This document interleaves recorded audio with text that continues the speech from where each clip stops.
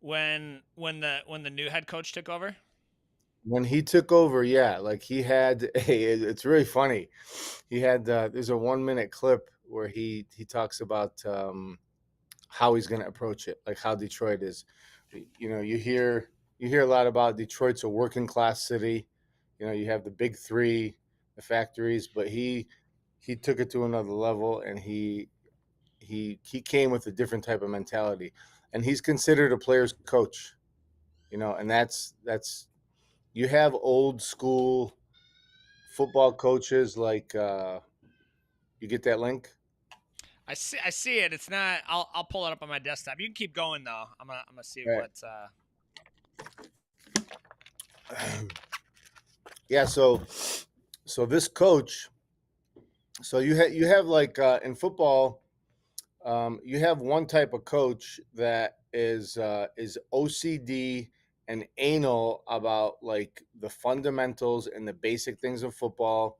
You know, you wear two different type of socks, they're gonna get on you about it. You know, you're like celebrating and stuff like that. You know, they're ABC smash mouth, basic fundamental football, keep things simple and execute. And Bill Belichick is an example of that. He had a system, and he won multiple Super Bowls with Tom Brady. You know, his system was very, very. I'm not going to say basic, but you know, he wasn't into like all the flashy plays. Let me And check that, up on this guy. His name's Dan Campbell. Is that who we're gonna yeah, we're gonna bite a kneecap off? Is that the one I'm looking up here? Is that the one I want to yeah, watch? Okay, let me see. New screen, new widgets. yeah. It's Okay. like 1 minute. But yeah, play that clip. All right. So let's see if I can get this bad boy to come up here. So this is when he first took over. This is the current head coach right now. Is that what we're watching? Yes, Okay, let's see. yeah. So listen to this. I think it's muted.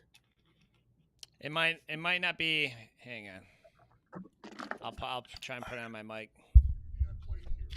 Here's what I know.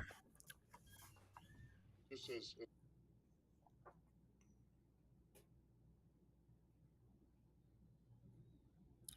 Is it muted? Can you not hear it? No. Let's see. Let's see. Let's check out his audio. Ship it. Activate system audio capture. Yeah, let's try this. community is strong. This is an overall philosophy. You You're hear going to say, now? well, what's this team going to be? What's it not going to be? Here's what I know. All right. Can I you hear know him? that Detroit's made up of great people, some really You good hear him or people. no? All right. This Yeah. community is strong. This place has been kicked, it's been battered, it's been bruised, and I can sit up here and give you coach speak all day long. I can give you, hey, we're going to win this many games. I can't. That none of that matters, and you guys don't want to hear it anyway. You've had enough of that shit. So excuse my language. All right. Here's what I do know is that this team is going to take on the identity of this city. All right. And this city's been down, and it found a way to get up. All right. It's found a way to overcome adversity. All right. And so this team's going to be built on, we're going to kick you in the teeth. All right. And when you punch us back, we're going to smile at you. And when you knock us down, we're going to get up. And on the way up, we're going to bite a kneecap off. All right. And we're going to stand up. And then it's going to take 2 more shots to knock us down. All right. And on the way up, we're going to take your other kneecap, and we're going to get up. And then it's going to take 3 shots to get us down. And when we do, we're going to take another hunk out of you. Before long, we're going to be the last one standing. So, yeah, I mean, I suppose if we're going to, yeah, I mean, I guess that's a Detroit mentality is especially the shooting part and the shooting you while you're down part. Like, is he from Detroit? Is Dan Campbell like a Detroiter? No, I don't think he is. But you know, he's a tough guy, and he really embodied that toughness, and that's what he expected from his team. So that's a mentality that he brought when he first came here, and Detroit, they are, it starts at the leadership, and he turned the organization around. So a lot of it comes from him. He made some good trades. He brought some good people, but look, these athletes are making like 10, 20 plus $1 million, and like when you're making that kind of money, it's really it's hard to stay hungry. It's really hard to stay hungry if you give people that much money. Look at Conor McGregor. After Conor McGregor made that $50 million for one fight, he's never been the same. Like, he's full. He has everything he needs. He has generational wealth after one fight. His hunger, Conor McGregor's hunger, is what rose him to fame. He's seen it. He worked for it. He put it out there. But after he got paid, he's just not the same person. You could argue and say, hey, he's 35 years old or whatever, but Conor McGregor is not the same. He doesn't have the same fire and hunger when he was broke. So I have a question. I have a question, Yeah. and help me understand this. And I don't mean any. I need to understand it from a competitor's standpoint. The way everyone was celebrating, I thought they won the Super Bowl. How many more games do they have to win the Super Bowl? Because that would be the equivalent of, quote, taking first, right? Like to win the Super Bowl, like that's the first place if we're doing this bracket format.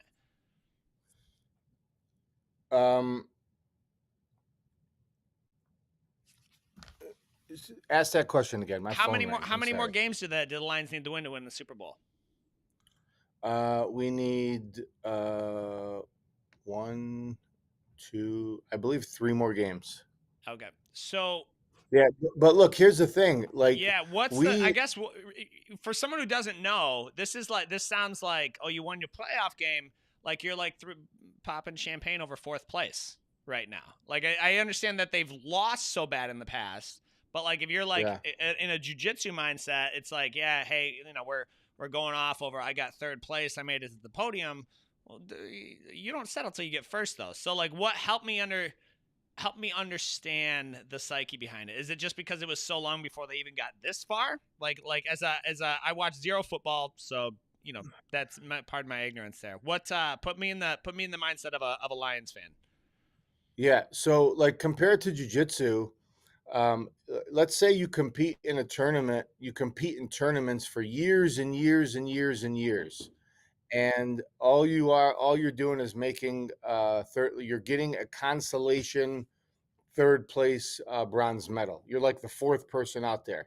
And some people ask, well, you know what? Why we even have that, fourth place spot, bronze medalist on the podium? You just kind of showed up. So you essentially, for third place, you haven't even won a match. So imagine going to a tournament for 20 years, 20, 30 years, and you've never won a match. Never won a match. And, we're not talking about like, friends and family supporting you. We're talking about an entire city. We're talking about thousands and thousands of people that want to see Detroit win, that are Detroit Lions fans.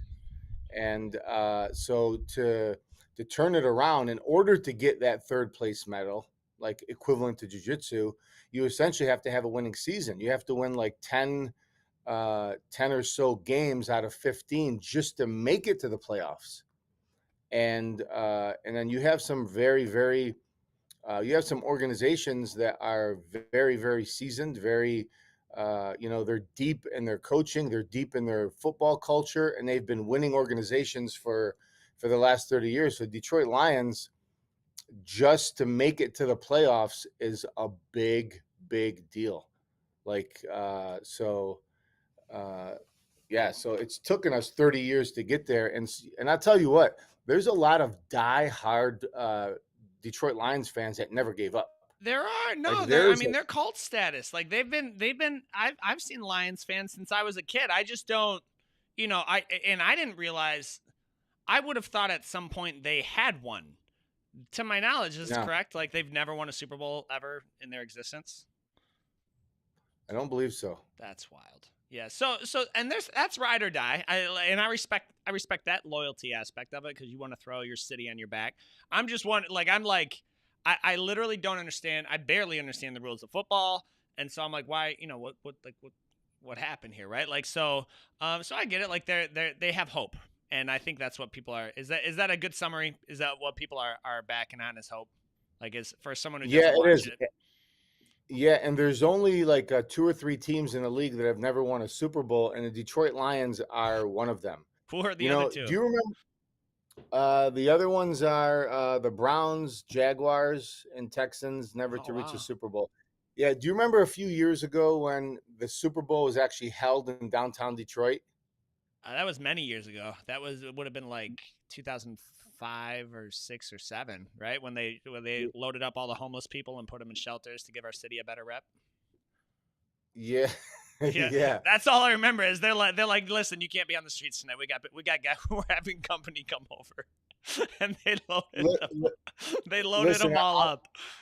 I'm not gonna lie. I'm not a Detroit. I gave up on the Lions a long time ago, and I'm just Mm, like over the organization. I just feel like they should have brought in better coaches, invested in the team a little bit more. mm. Everybody's like, well, the Ford family owns them, so this is just a write off for them, and they don't Uh, take they don't take football seriously, and they have way bigger projects going on than the Detroit Lions to worry about. So I haven't been a Detroit Lions fan. I'm from here, but I remember when the Super Bowl was downtown, they uh, like I'm sure I wasn't the only one. It was like I believe they might have won a few games that season, and they were close, maybe close to winning the playoffs. I have to fact check that, but it was like, you know what? Wouldn't it be great?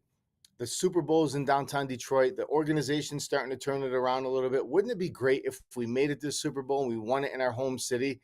And it was just such a punch in the gut not to even have a chance to win the Super Bowl yeah, when they're hosting it in our city in downtown Detroit. sure. So another big news is there's a player that went to Cass Tech. I think is Gibbs. Gibbs, one of their running backs, he went to school at Cass Tech in Detroit, Oh wow, and he's on a Detroit Lions player. that's cool. That is. Hutchinson I is think that's another. cool. I think that's cool. Yeah, man, Hutchinson. They have a tight end that went to school at Divine Child, Mm. and he is like a monster. He doesn't look like it. He's not like this physical specimen, but like he's a game changer. He went to school right down the street from here at Divine Child. And so they do have some local people that have started out in Detroit and like Detroit suburbs that are playing here. But the big news is that the Goff, the quarterback for the Detroit Lions, was traded the year he went to the year immediately after he went to the Super Bowl for the Rams. Immediately they traded him for Stafford. He And was a quarterback for the Rams. he was a quarterback for the Rams last year, or the year before, and he took them to the Super Bowl, and they lost in the Super Bowl. So they traded him for Stafford.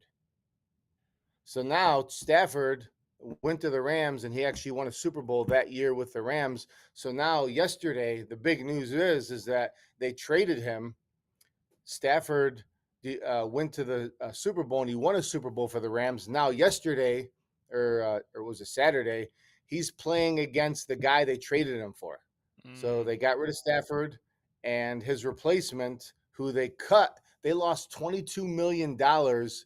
He had like $100 and some million contract. Goff. They lost $22 million in a bunch of trades to get rid of our current quarterback for Matthew Stafford. So Jeez. yeah, so when they won, it was like the big news is like, okay, you traded for Stafford. This is who you got. Now they're meeting, and in a playoff game, and Goff, he was able to pull off the game. Yeah, I think it's tough for me to put my. I think it's. Is it fair to say that if you're not raised in sports, you're gonna have a hard time getting into it? Like, is that a fair? Like, I think because I'm trying to put I'm trying to put like a psychological spin to it, right? I made a post a lot today, pissed a lot of U of M fans off. Like, if you're not on the field or you're not on the payroll, if you're not coaching them, you're not playing the game, you didn't create the plays, like you're not supporting them, you're not their nutrition coach, you spectating, you watching the game. I mean, other than the support, I get that, but like you didn't, whether your TV was on or not has zero effect on if they win. And I understand, like, you want your team to represent you. I get that aspect. I think there's got to be more. I think a lot of these people who are ride or die Lions fans, is it? And guys, comment, like, correct me if I'm wrong. Did you had to have like been a Lions household, right? Like, are there people who like, well, you didn't watch football at all, and then like in your 20s or 30s you just became a ride or die Lions fan? Like, is that, did you find your tribe there? Like help, like let me in on that. Like, what are your thoughts on that, Coach? I'm trying to place it in, and admittedly we watched no sports. Like, we'd watch occasional football, Super Bowls, I guess, but like to spend every Sunday, and Sunday I was at family's house over the holidays. Good, you can watch 8 hours of football on a Sunday, like one game right after the other, after the other, after the other. And I'm like, at one point, like at what point do you like go actually get involved in doing something, right? Like even jiu-jitsu, I'm not watching 8 hours of jiu-jitsu. I'm not watching 4 hours of jiu-jitsu. I'll do a lot of jiu-jitsu, but watching it, like what's the, like, how does, put me in the psyche of a fan, right? Like, put me in the psyche of, there's got to be something more to it than just, because it doesn't affect your life at all. Like, they don't send out like winning checks to Lions fans, like based on how much you supported them fiscally that year, right? Like, it really doesn't affect tangibly your life at all. So help me put a psyche in that. And if you guys are watching, whether Instagram, Facebook, whatever, give me some feedback, at like, put me in the head of the Lions fan. Like help me understand a little bit. It's almost un-American what you're saying. You do realize that, right? Well, maybe. It I mean, to football people, I believe that, but like I genuinely don't understand. It would be like trying to explain jiu-jitsu to people who don't train jiu-jitsu. So help me understand. Well, obviously football is more mainstream, but football is culture in America. There's a whole reason. There's a reason why we have football on Sundays. Like, the American culture is like, you work all week and you're kind of off on the weekends. The 9 to 5 job, or the 40-hour a week person. Football is one of the pastimes in American history that we kind of get away and we escape and we relax and we get some entertainment out of it. And it's part of our culture. Like American football and sports in general, it's part of our it's part of who America is. It's like and there's like, David, there's billions. I mean billions. And I think I heard the other day that the college football industry overall, college football or professional, the overall industry that's affected is $1 trillion industry. There's a lot of money being pumped in there. So and it's if you watch football on Sundays, man, it's one of those relaxing. It's one of those most relaxing things that you can do. Is just kind of hang out, watch football. And the people who, when you're watching football, there's a story behind everybody. There's a story. Like, just the fact that yesterday's game, Jared Goff played for the team he was going against the guy who they let him go for. And the guy who they let him go for actually won a Super Bowl a year or two before. So there's always this fun and drama that surrounds around trading one person for another and how they impacted the team. And you want to talk about like story, fairy tale stories or success stories or comeback stories. The NFL is loaded with them. I mean, loaded with them. So, David Montgomery, he's from Cincinnati, Ohio. He played football there, and like he's the local guy, So the often, these athletes we follow for many years, and you watch them come up, and everybody has a story, just like jujitsu. There's a story of how they got there. There's a story of perseverance, of what it takes to, go from high school to college to the professional league. So they say, one of my football coaches told me when I was younger, he said in junior high, everybody's learning football. There might be a couple kids who hit puberty early. In high school, there might be one or two kids on the team who can hit, who are really, really tough. In college, there's a handful of guys that are vicious. They're tough. And the pro, the biggest and fattest guy in the team can run like a 4.6, 4.7 40. And they will smoke you and I. If we seen them on the street, we're like, this guy can't run, around the block. His life's dependent on it. And the caliber of athletes at the NFL is so elite. They are fast, they're strong, and like all these stories compiled together is part of our culture. I mean, it's and the announcers make the game too. They have a good announcer who understands of football and incorporates the story of football, and incorporates like what's a backstory of this athlete or that athlete, and it's for me, and I know many Americans, it's one of the most relaxing thing to do. And yeah, we really get into it. We really, really get into it. But Coach Mark's got a good point here. How much of a force do you think gambling plays into the popularity of it? If he's saying looks like gambling, I would actually be curious to see how much money goes into gambling, and then how many people would gamble on games. Like, do you know, is that a big thing as well? Like people, like, I mean, I know it was a big deal when you could gamble electronically with the I'm trying to think of the sportsbook apps. I see the billboards, but like that was a big deal as well. Is gambling on the games. What if you could do that for what's jiu-jitsu? interesting? Yeah, what's interesting is today they have spreads on the game. Who's favored, by how many points they're favored, what's the total amount scored in the game. So those are two big ones, like who's favored by how many and what's the total amounts projected to be scored. They take data of all of their games, all of the guys' statistics, and they factor in outside factors.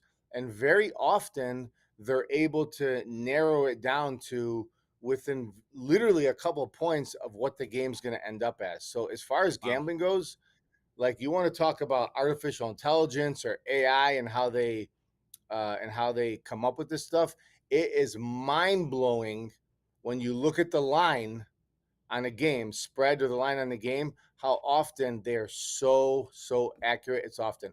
Let me tell you a story about gambling. So I was talking with some guys, I think it was about the Michigan game the other day, and they're like, the games are fixed. I'm like, what are you talking about? So at the end of the Lions game, or the Michigan game, there was a kid. I don't think he's ever caught a pass ever in high school, at the college level. So they put him in towards the end of the game.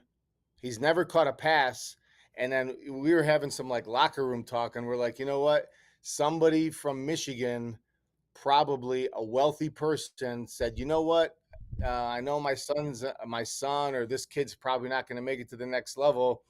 Get him some action, let him catch a ball, let him do something. So they put this kid in. I have to look up the name of it, but they put him in at the end of the game to receive a ball. And I don't think he's caught one all game, and not many per season. And he drops the ball. And we were like, you know what, that shit is fixed. That is fixed. Well, I mean, So I have a, I mean, that's a real question when you start, because you can always follow the money, right? I know the World Series 1919, like that was rigged, right? Like the against uh, Cincinnati, like it was like 8 or 9 players, like they were bribed to lose the game. I mean, you could even throw. I know a lot of people talking about boxing matches are rigged, because once you start getting big boy money in, millions and billions in gambling, I mean that speaks, right? And that speaks, and it's got to look good. Do we? Is it? Is it rigged? I mean, is there a clear winner? I mean, obviously you want it to look good, but if you're talking about these college kids and now they're each going to get a $500,000 check to lose a game. I mean, outside of the 1%ers, if they're never gonna see the NFL, is that? I yeah. mean, how does that, or the coaches, right? Like, is that? Well, Tom Brady, who won 6 or 7 Super Bowls, he had a food card in college. Like, he had a food card in college. He Mm, had no money. All of these guys who are generating millions and billions for college football, they have no money. So there's a couple documentaries on some of these guys, sharks, and they're approaching some of these kids that have no money, that seeing the organization make millions and millions of dollars, paying them a little bit money to shave some points. It started out, if you win, I'll give you this money. Then it started out as like saying, you know what, your statistics are. Um, uh, I have to post that next time. It's a real good documentary. But they started giving them a little bit of money. If you win, we'll give you money. And then it started to saying, well, we know you're going to win, but let's not win by more than X amount. And some college kids ruined their career, and some people went to jail. Today, it's changed. Today, they actually um, kids can make up to $1 million in college uh, if they have enough uh, stock. If they're known, if they're coming up in high school, mm. before they even get to the league, they can make upwards of $1 million. The best quarterback in the entire nation right now is in Belleville, Michigan. The best quarterback in the nation is in Belleville, Michigan. Absolutely. So What's his name? everybody's. I have to look it up. Like, he His plays for the NFL, or he's a high schooler? No, he's in high school. He's in high school right now, and he's the. I think they won a state championship, one or two of them, but he's the best quarterback in the nation. He's in Belleville, Michigan, and everybody says for him in college football, he needs to go to Michigan, Mm. but he's going down south to LSU because they offered him like $500,000 to go to school there, and and he followed the money.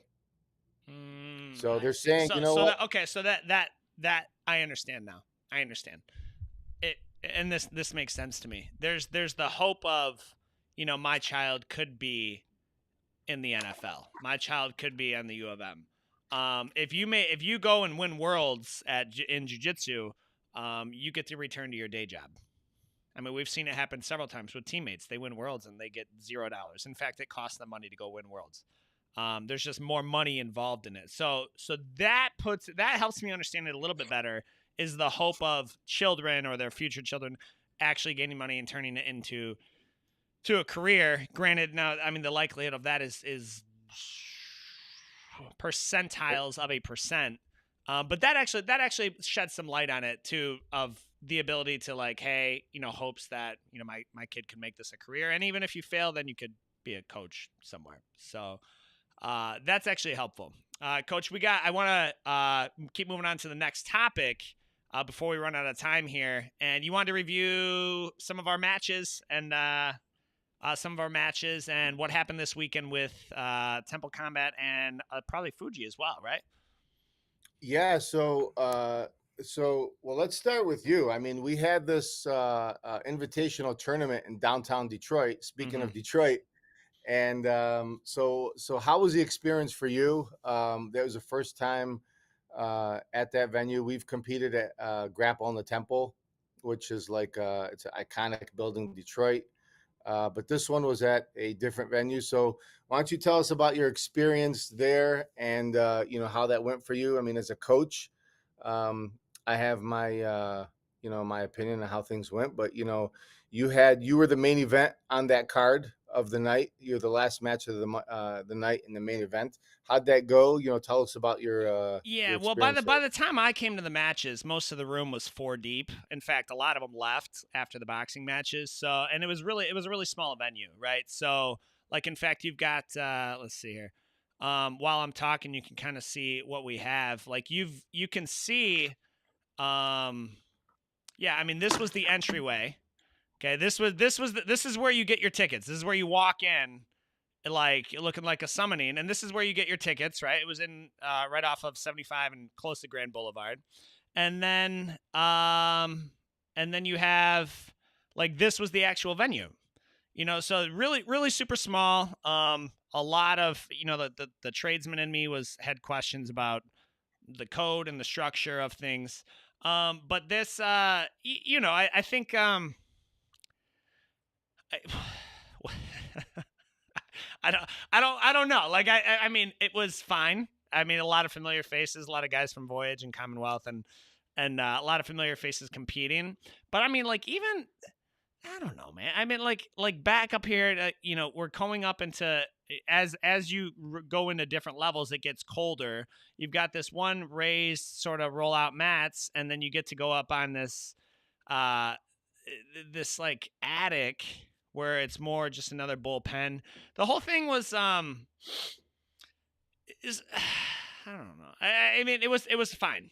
It was fine. I want to I know Fabio put it on, and it's his grapple and temple production is legitimate. Like in the Masonic Temple, televised and flow grappling. Um it was okay. What was your thought? Your match was actually in a boxing ring, Yeah. right? Yeah. So how is that? Like, we've grappled and competed on obviously jujitsu mats, and that's how we train. That's where we train. But this was in a boxing ring. Yeah. So how was it to compete on a boxing ring with like ropes and like what was the feeling as far as because you competed at Pans or Worlds before? Yeah, we did no gi worlds and gi worlds. Okay, so you competed on like big stages across the country, and obviously every venue has different type of like surroundings that you have to like adjust to. What was it like being in a boxing ring doing a grappling match? Yeah, it didn't really change for me, honestly. Like, it didn't really yeah, it didn't really change much. I mean, the mats were kind of thinner, so I was a little concerned about takedowns. Like, I've got my back's not in the best shape anyway, but I mean, other than that, it didn't really affect much. What was interesting was in the rules you were allowed to play off the ropes. So I don't yeah, I didn't really come into play cuz like when we kind of rolled over by the ropes, they reset us. But I was curious how that would play. But yeah, it didn't really affect. I was just concerned. I wanted to be the one getting the takedown, rather than getting taken down, because those mats, I felt them ahead of time. They were really small, really thin. Yeah. So the building was like once you walk inside the building, there's like it seemed like there was some walls taken down, and it was like tri-level, and they combined different parts of the building. Some of the building did not have any heat, and I think I heard from one person that building they'd use for rave parties or something. Yeah. They had flyers out for their Shrek rave coming up on February 3rd. If anyone would like to go check it out. Yeah, so this building was, and the parking lot and the area was as vintage and old as you can get. And I tell you Hood. what, The word when you're I was looking in for there, is hood. Hood is the word, not vintage. Vintage has like a okay, nice, like, valuable patina. This was hood. okay, so I was like giggling inside. I thought it was so funny and so cool that we were like the warm up room wasn't that warm. And the rules meeting room, I don't believe had any heat. They had a space heater inside there where Fabio was giving breaking down the rules and of the of inside the ring, but I was giggling inside because it was like, at the end of the day, when you are competing in a match, like all of that, and we talked about this before, is just a distraction.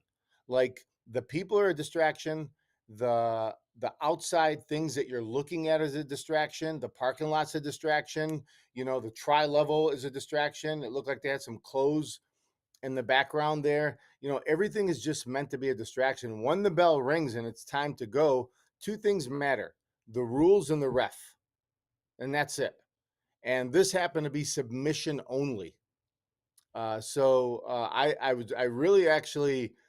really glad that our students got exposed to something like this, and it reminded me back when I was in I was in a boxing match, a kickboxing match, and I was brought into a building kind of like this, and it was like, okay, you're doing a fight here in front of all these people, and yeah, nothing matters when you get inside the ring. But I thought it was good because really all of this that you see, the videos that you're showing, none of it matters once the bell rings.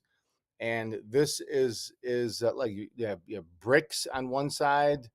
I think they covered plastic with the other side. Like this is and it wasn't laid out. It wasn't like user friendly laid out. The walkways were kind of thin, but I really really enjoyed myself, and I was nice to get everybody exposed because if you could walk into a place like that, then it's so much easier to walk into like, okay, you got the mats, you got the space, you got the warm up area. There's like structure and organization. I thought it was cool. You talk about how much money is in the is in other industries. It's just it can get like there are elementary schools with better venues that there's so little money in jiu-jitsu. Yeah. Like that honestly to me that felt like if you were setting the stage back 10 years. Like the last time I competed in a venue that low grade was 10 years ago at Blue Belt and in Pontiac where the ceiling was leaking, right? And I don't like, and what was strange is because I kept asking you go from something like the Masonic Temple, super professional, in like high ticket, high dollar, high value production to something like that. Like there's got to be a reason, and I don't know if they're trying to get like this like favela feel vibe to it. I don't know if it's because like some techno organizer got involved. It's just like from the outside looking in, like you try to like sell, John Smith signs up, who's a tradesman and or maybe a building inspector, maybe, and you're like, hey, you should compete. Come to this one. Like that's gonna raise some eyebrows, right? And especially in America. If you're in Brazil, then fine, whatever. Like it's that's kind of standard for it. So I think also, so I'm always mindful of that. Is what is that? What does it look like with your promoting, right? Like what does it look like? The experience for the competitors. What does that look like? What is Well, the what is we're still young. I mean, you have to think about it. We're still young. Like you have young jujitsu competitors coming up. You have people that have like are doing really well and growing in jujitsu, and like now they're flying people out to like to Europe and all over the country for these super fights. Like it doesn't happen to everybody. So as much as we have athletes growing and getting better and saying, yeah, I might want to make this a career or train full time or whatever, you have more promoters coming up. You have more, people holding super fights coming up. We have, yeah. One of our students started his own invitational only super fight Mm-hmm. for kids. Yeah, that's cool. The So, Metro Invitational. Yeah. yeah, Metro Invitational. So there's niches within the niche, and jiu-jitsu is so young. I think we can expect to have more things like this happen because you and I both know we would like to see the super fights happen. When you go to like an IBJJF, uh, you could be there like hours and hours and That's true. hours, That's true. you know, and getting these matches in, and it's part of the process of working your way up to saying, look, you've won so many tournaments. Now I want to invite you to this a little bit of a bigger one and a bigger one. And the more you win and the more you compete, the more you get your name out there, the more you're going to get invited to better accommodations. Masonic Temple is a good example. The production was amazing. Who's number one? Like, the production is amazing. It's like, they have a production media team that's like, $1 million operation. They have users all over the world that subscribe to Flow Grappling. So, there's money coming into it. And as it does, I think we'll see more people like this, start things like this. And it's just a building block for people who play the long game in jiu-jitsu to get invited to bigger, better events. Right on, man. So we have, I think that's it. So if you guys are following, just let us know how the audio, both, I see we're on Instagram, we're on YouTube, we're on Facebook, how the audio and video was, and just comment below, share that. That really helps us.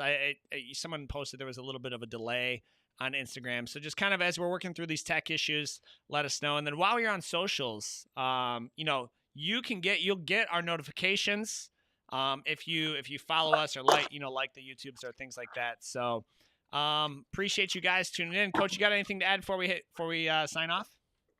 Yes. Are you going to watch the Lions game next week? No.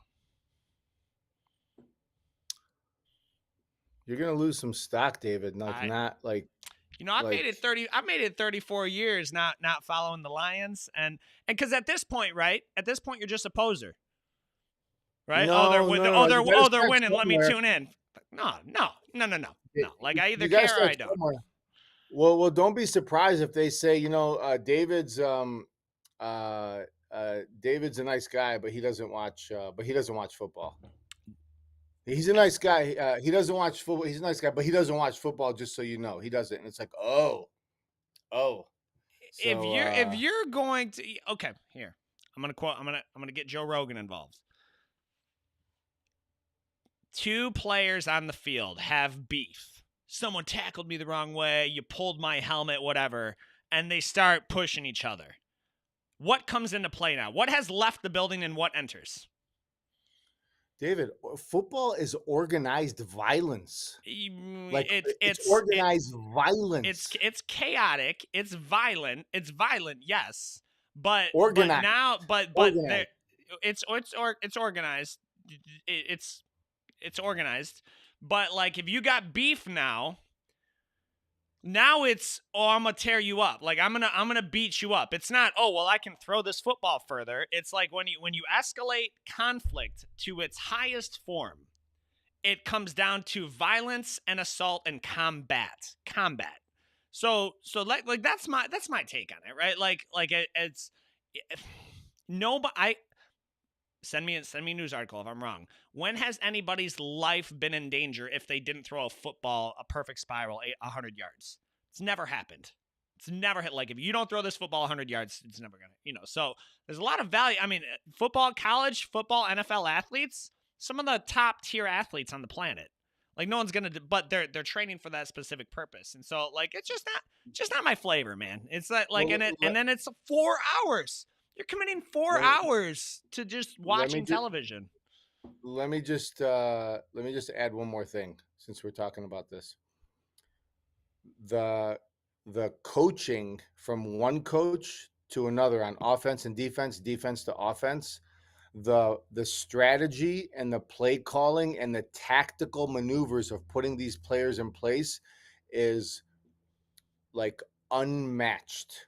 Now, you're talking about like 11 players. You're talking about a group of football players. Everybody has to do something very specific, and you're putting pieces together and play calling.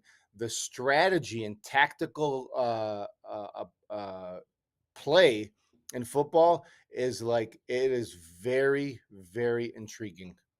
You have to be a gamer and understand strategy and tactics. And, if all things are even, in a sporting event on football, all things are even. They're all about as fast. They're all about as strong. They all can throw equally, catch. Now it comes into like, how can I poke holes in your defense? How can I poke holes in the way you guys are setting up, and vice versa? Like, the strategy of football is just it is so fun to watch when you understand the game and you look deeper into what's going on. You know, there's setups, there's all kinds of things like that. Like it's amazing. We're I gonna have think. to Listen, force. I think it's We're gonna cool. have to force you to watch a game, not one. Like we need to force you to commit to a couple of them. I would rather play Super Smash with my daughter than watch the football, than watch Lions football. Like that, Bro, like that. we're gonna lose viewers. You start saying that stuff Oh, about well, football. I don't. I think. I see. I think you're underestimating just how many gamers, video gamers, we have that actually follow. Like there's a subculture. You want to talk about like. I will vehemently support the wasting of your time playing video games, right? Because I'll concede that doesn't. You will support wasting time video games over watching football? So I've got a question. How is the footage so much better on football nowadays? Well, how are they able to get so close? What do you mean? Like your camera footage, you're able to get like real close to the players. How is that up there? Like how is that possible? They have cameras that are literally running on wires all up and down around the field, and like they're up and close. Sometimes they mic up the athletes. But you're telling me their drone footage. Yeah. Who flies the drones? Someone who was really good at video games. That's all I'm saying. Like that's all I'm saying. Someone who was really good with a remote and like they're able to fly those drones. So I'm not saying one is better than the other. I think if we could all just get along if we agree that they're both your preferred choice of entertainment, right? They're both your preferred choice of entertainment. No, we can't get along. And you comparing playing video games to watching football is like an insult to me and millions of people out there. Oh, and I really, I demand that you investigate and apologize for even comparing the two. Not Nasser Hassan, Nasser. Well, on this lighter topic, Nasser Hassan, do you know him? He says, why why does one of you go by professor and the other go by coach? Because I'm 34. Because I'm 34, Nasser. That's why. Nasser has been a diehard Bears fan forever. Like since he was a kid, he's never ever wavered. He has Bears apparel. He watches the Bears. He's an example who's like he is a diehard Bears fan. You cannot say nothing bad about the Chicago Bears. I'm not. Listen, I'm not here to pull you and try and sway someone and say you're wasting your time. You need to stop watching football because if it's a form of entertainment and relaxation, then that's what it is, and I support that. It's R&R. I would just rather you take the TVs out of my home than have football on them.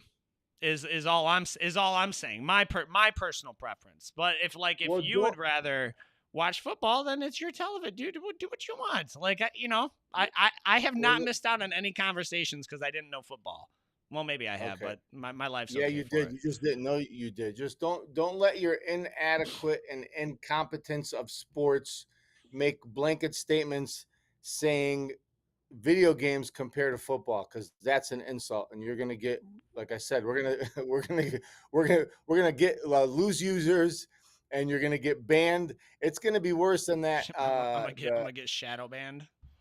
It's gonna be worse than the LGBTQ issue that we had a while back. I'm still getting flack. I'm still getting flack over that post. Like I'm still shadow banned. Amanda doesn't see my stuff over that. Well, listen, I mean, if Facebook, if they're gonna ban me because I prefer not to watch football, okay. I mean, I just spent 40 minutes acting like I knew something about football, or at least listening to it. So like I can sit there and listen, but I just not, dude. Every Sunday, 5 hours, like you can't. I don't know if I'll do anything. I don't do anything 5 hours in a row on Sunday. I need that variety. I'm not just gonna sit there and watch football for 5 hours and if that's for you and you work, you grind for 6 days a week, you deserve that, right? You just don't invite me over, like that's okay. That's okay. Like that's my take on it. I'm happy for those who watch it, and I like that they have a sense of community. I would just lobby that the community in jiu-jitsu is deeper. Well, I will say, in your defense, when we have these football gatherings, there's always one or two people hanging around the table, eating, walking around, having sidebar conversations, and it's like furniture. Sometimes you need those kind of people inside the house, for the activity. But we'll just call you one of those guys. We'll call I'm you just furniture. the filler. I'm just the filler. Like, that's fine. Just invite me for the filler. That's fine. Yeah. All right, you guys. Well, we'll thank you for tuning in. As always, we will see you on the Mets. On the Mets.